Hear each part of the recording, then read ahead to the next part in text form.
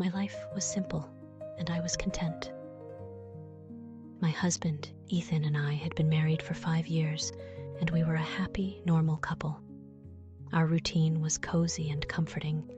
I'd cook dinner, he'd help set the table, and we'd spend our evenings watching TV or chatting about our day. We both worked hard but always made time for each other. And honestly, I thought things were just perfect. But everything changed when a new couple moved into the house next door. One sunny morning, I was in the garden watering my plants when I noticed her. She looked elegant, with long, flowing hair, and she wore a lovely floral dress. She waved at me with a warm smile, and I walked over to introduce myself. "Hi, I'm Lily," she said with a soft, friendly voice. "My husband travels a lot for work, so I'm often home alone. I hope we'll be great friends." Her words sounded sincere, and I was happy to have someone new to talk to. Over the next few weeks, we started spending more time together. Lily would come over for coffee, and we'd chat about everything. Our favorite recipes, movies, and sometimes even little things that bothered us. But soon, I started to notice something strange. One evening, Ethan came home late. He had been spending more time helping Lily with things around her house. He brushed it off, saying she needed a hand with small tasks because her husband was away. But it kept happening, and I began feeling uncomfortable. At first, I tried to ignore it, but then Lily's behavior began to change. She started wearing more stylish clothes, tight skirts, and bright red lipstick.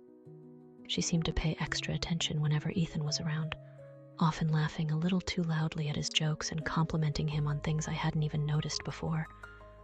I'd see her in the morning in a new outfit or with freshly done hair, and I'd wonder, was all of this really for her husband? Or was there something else going on? One day, Lily looked at me with a playful smile and said, "You're so lucky to have Ethan. He's such a good man, always helping me out." She laughed, but her eyes lingered a little too long. I didn't say much, but inside I felt a knot forming. Then things started to get worse. I'd cook a nice dinner for Ethan, but he'd call me last minute, saying he was helping Lily with a project or fixing something in her kitchen. One night, he didn't come home until late, and when he did, he just shrugged it off like it was no big deal. "She's just a neighbor and she needs help," he'd say whenever I tried to bring it up. But I couldn't shake the uneasy feeling that was growing inside me. Lily continued to act more and more strangely. She got a new haircut and started wearing short skirts and fancy blouses, which seemed unusual for someone who claimed to be missing her husband all the time. She'd often talk about how her husband barely came home and how lonely she was, but I couldn't help but feel there was something she wasn't saying. One evening, as I looked out the window, I saw her standing outside looking at our house.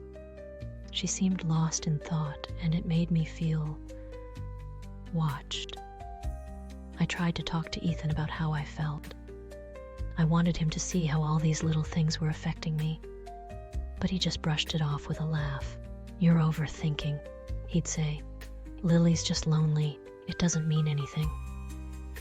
But deep down, I knew something wasn't right. As the days passed, Lily's presence seemed to grow even stronger in our lives. Every morning, I'd wake up and see her standing outside, as if she was waiting for something or someone. She'd wave with that same friendly smile, and sometimes she'd drop by unannounced, bringing little gifts or baked goods. It was polite, but I couldn't shake the feeling that she was trying to edge her way into our lives, bit by bit. One evening, Ethan came home later than usual again. I had spent the day preparing his favorite meal, hoping we could have a quiet evening together. But when he finally arrived, he barely looked at the food. He gave a tired sigh, explaining that he had been helping Lily with her garden lights and that it just took longer than expected. My heart sank. I looked at him, feeling a mix of frustration and worry. "Do you even realize how much time you're spending over there?" I asked, trying to keep my voice steady. Ethan laughed it off, patting my hand. "You're just being silly. She's a neighbor, nothing more." But that night, I couldn't sleep. I lay awake, replaying all those small moments in my mind, the compliments, the laughter, the way she'd look at him with that strange glint in her eye. And I couldn't help but wonder, was I really just overthinking, or was something more going on? Ethan laughed it off, patting my hand. "You're just being silly. She's a neighbor, nothing more." But that night, I couldn't sleep. I lay awake, replaying all those small moments in my mind, the compliments, the laughter, the way she'd look at him with that strange glint in her eye. And I couldn't help but wonder, was I really just overthinking, or was something more going on? As the weeks went by, Lily's behavior grew even more perplexing. She had begun dressing up every day in outfits that looked like she was going out to some fancy event, though she'd only end up in her yard or around our neighborhood. Her makeup was done perfectly, and she'd even changed her perfume to something bold and attention-grabbing. I could smell it whenever she came close, like it was meant to linger in the air. Once, as we chatted, she reached out and touched my hand lightly, saying, "You're so lucky, you know? A man like Ethan, always so considerate and kind. Not every woman has that." Her words were flattering, but they felt laced with something else, something unsettling. I couldn't tell if she was envious, admiring, or if there was a deeper motive. It was as if every compliment held a shadow of something darker. The tension I felt around her grew stronger with every passing day. Ethan's late nights became routine. Every time I asked, he'd give me a new excuse. "Lily's sink is leaking," or "her lawnmower broke and she needed help." Each time his tone was casual, but his answers were starting to sound rehearsed. When he came home, he'd be exhausted, brushing off my questions with a tired smile. One night, I decided to stay up and wait for him, hoping to talk things through calmly. Midnight passed, then 1 a.m., and finally I heard the door creak open. Ethan walked in, surprised to see me still awake. "Oh, hey," he said, a bit startled, as if he hadn't expected to see me. "Why are you still up?" I took a deep breath, trying to keep my voice steady. "Ethan, don't you think it's odd that you're spending so much time at Lily's? I mean, we barely see each other these days." He rubbed his temples, clearly tired. "Look, I'm just helping her out. Her husband is never around, and she doesn't have anyone else. Can't you see she's struggling?" I wanted to believe him, to brush it off as he did. But my instincts wouldn't let me. I looked at him closely, but he wouldn't meet my eyes. And in that moment, I felt a pang of doubt, a feeling that something, somewhere, wasn't right. The next morning, Lily stopped by with a tray of freshly baked cookies, her face beaming with excitement.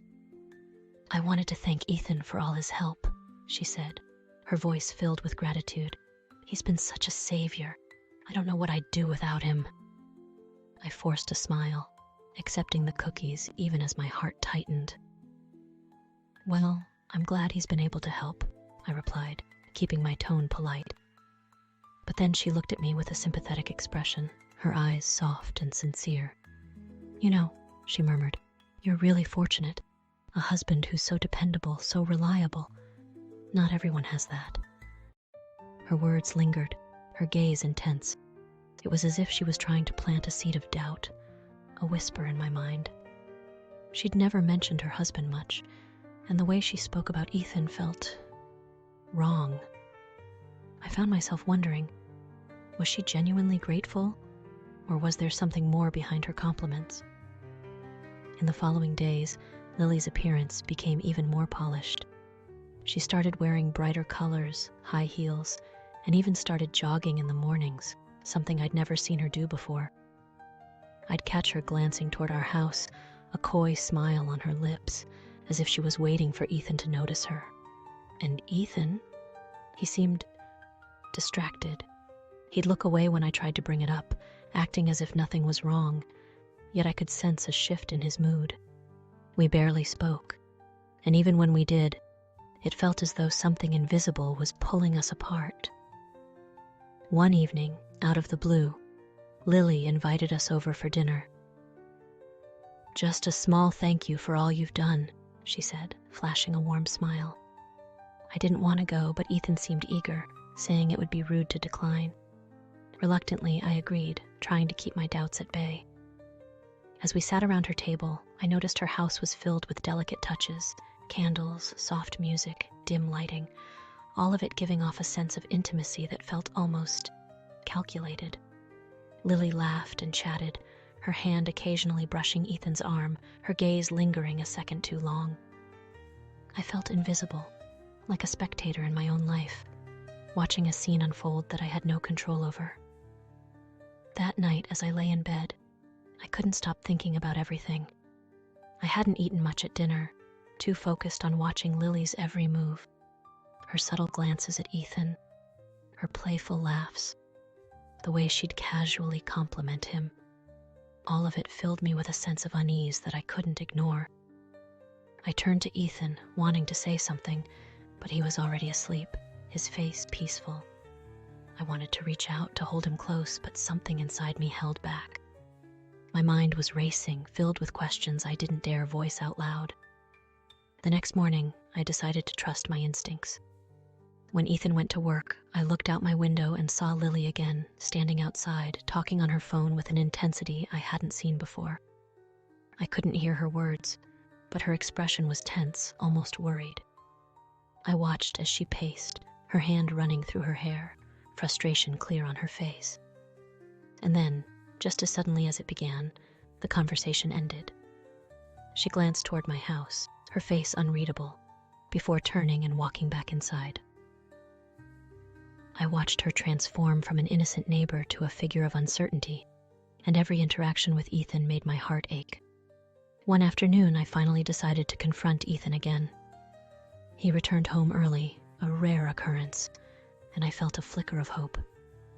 We sat down at the kitchen table, and I could see he was tired, his eyes heavy from work and worry. "Ethan," I began, hesitating for a moment. "Can we talk? I can't shake the feeling that something is off between us." He looked up, concern crossing his face. "What do you mean? Is this about Lily again? I told you she's just a neighbor. We're helping each other." I took a deep breath. "It feels like more than that. She spends so much time with you. You come home late and you seem distant. It scares me." Ethan leaned back, his expression shifting from concern to defensiveness. "I'm just being a good friend. Why can't you see that?" Tears welled up in my eyes. "Because I love you and I don't want to lose you. Remember our love, our vows. We promised to communicate, to be open." Suddenly, the doorbell rang. It was Lily, dressed in yet another vibrant outfit, this time even more daring than usual. "Hey, Ethan, I just brought over some more cookies," she chirped, her voice bright, but I felt a chill run down my spine. Ethan smiled, almost too brightly. "You're the best, Lily." He stood up, walking toward her with enthusiasm, and I felt a knot tighten in my stomach. As they chatted about trivial things, I felt invisible again. It was as if I were fading into the background, lost amidst their laughter. I couldn't take it anymore. I stood up abruptly, my chair scraping against the floor, causing both of them to turn and look at me. "Ethan, can we talk? Alone?" My voice wavered, but I was determined. I needed to reclaim our space, our communication. Once in the bedroom, I turned to Ethan, my heart racing. "You don't see it, do you? The way she looks at you, the way you look at her? This isn't just friendship. It feels like a line is being crossed."